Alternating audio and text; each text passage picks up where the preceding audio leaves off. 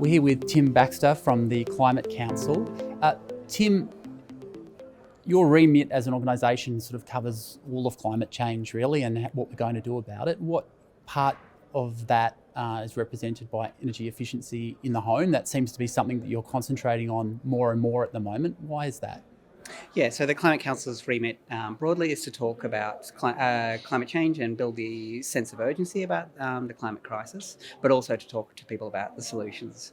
One of the aspects that we've been turning our mind more and more to over the course of the past year or so is how to talk to people about energy efficiency in the places where they live. And I know it sounds sort of somewhat trite, but in that sense, we really are talking about people in their homes so that you can sort of get a sense of what is needed to avert the worst of climate change through getting people to understand what that means for the change in their homes. It's all well and good to talk about, these smelters far, far away, and you can talk to people about that. But if you really want to talk about energy efficiency and the benefits, and particularly the co-benefits that come from acting on energy efficiency, demonstrating those in the home is a good place to start. And it means that those sorts of things like the need to transition away from fossil fuels, what does that mean for me in my home? It means my gas connection probably needs to go reasonably fast. What does it mean to the car that I drive or the way that I travel? Public transport, active transport, EVs if you must. These sorts of things, talking to people about how it affects them directly within their life is a really, really powerful way in aid of that bigger sense of we need to decarbonise the whole of society. And as you sort of start going about that journey, what sort of level of familiarity with some of these things do you find most Australians have? What sort of level of fear or trepidation do they have around them? How are you sort of finding the reception for the message that you're giving to people about what they can and should do in their homes? I think the base literacy around energy efficiency and energy generally in Australia is very, very low. I don't think Australians realise quite how badly we get shafted on these sorts of things.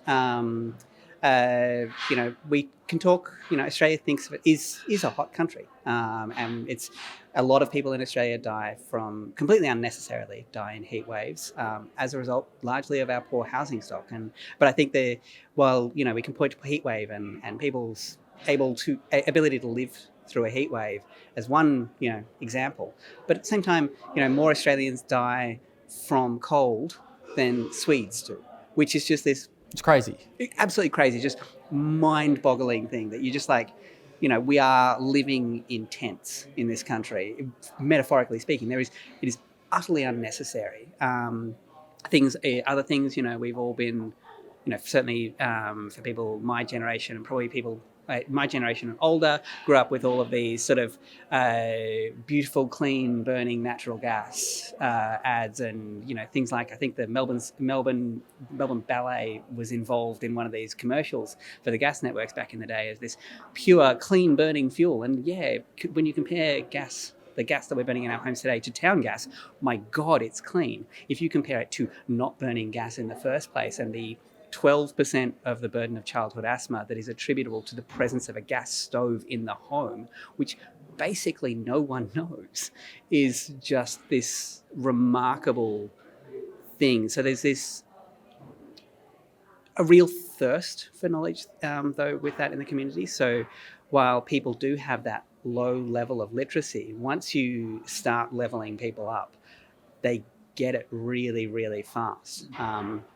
Do you feel like you talked about, more people die from the cold in Australia than in Sweden? Do you feel like there'd be a sense of almost outrage if more Australians understood that that's the case? I don't think we realise quite how awful the housing stock is in Australia and quite how unnecessarily awful it is. It doesn't have to be this way. And it is this way for a whole host of reasons. Some of it is, entrenched positions of industry associations. Some of it is governments that have a phobia of taking, anything that looks like a stick to regulation. Or on the other flip side of it, people who are overly attached to the need to have a price signal, as if a price signal is going to be the panacea that fixes everything. There is this sort of mix of reasons why it is the way that it is. But really, what we're sort of faced with this at the moment is we've got this urgent imperative to reduce greenhouse gas emissions. The main part of that is reducing the consumption of coal, oil and gas within the home. That is the coal that's coming down the power lines, and the gas that we're burning in our homes is the largest share of that.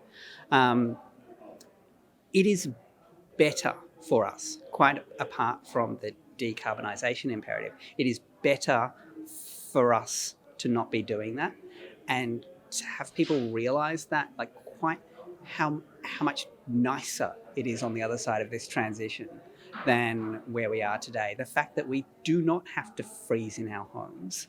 You talked about co-benefits. So obviously it's not just, I mean, emissions reduction is a very noble, important thing that we are trying to achieve here, but there are other benefits for people in doing this in their home. And is that part of how we want to, I suppose, sell it to people?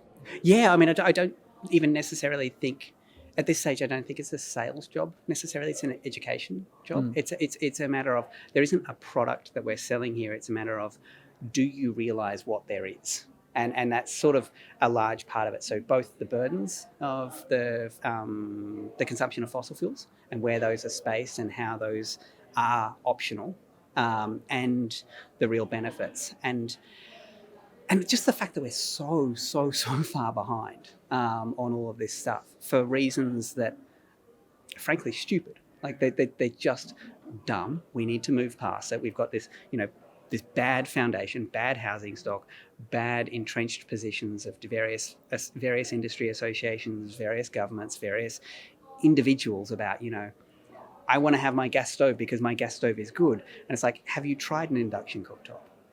Because I promise you, if you try an induction cooktop, you are going to change your mind on whether your gas stove is good. One of the things that we hear often, I suppose, as a reason for not doing this is that there isn't sufficient consumer demand. Consumers aren't asking for this when they're buying houses or building houses.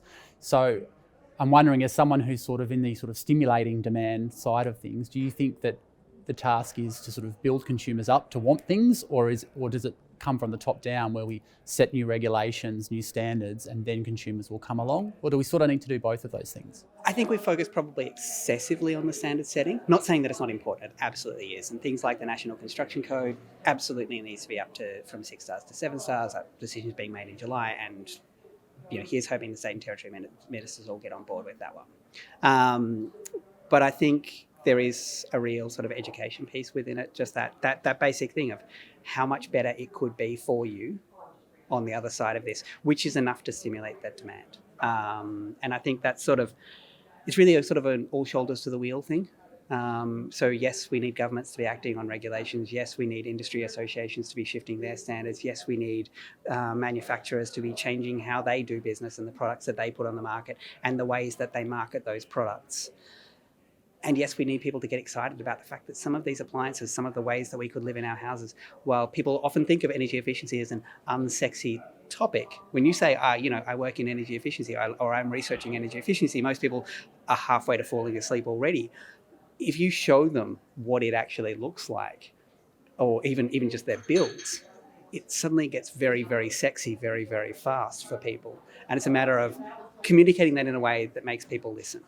And I think the fact that our standards are, I think there is an outrage factor that is needed to be played into here. A colleague of mine was speaking to a German energy expert the other day, and reiterated her story, which was, the German energy expert, when he first came over to Australia, just being absolutely floored by the fact that we have single glazed windows in this country. And his immediate approach to that was like, the only place you're going to find a single glazed window in Germany is in the pigsties. And even then, we're starting to double glaze the pigsties.